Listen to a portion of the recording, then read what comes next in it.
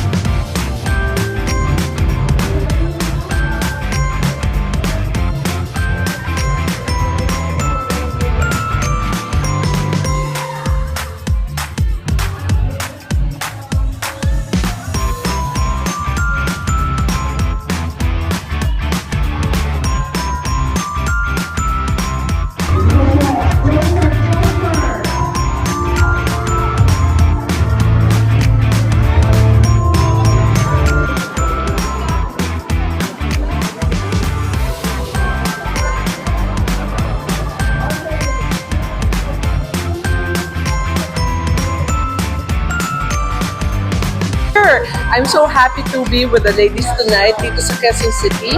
And sobrang happy ako pagpasok ko dahil talagang I'm sure surprise sila dahil hindi pa talaga lumalabas yung lolong. So talagang baka hindi pa nila talaga na-feel si Dakila. Pero talagang nagulat sila nung nakita nila si Macho Dakila na kasama namin.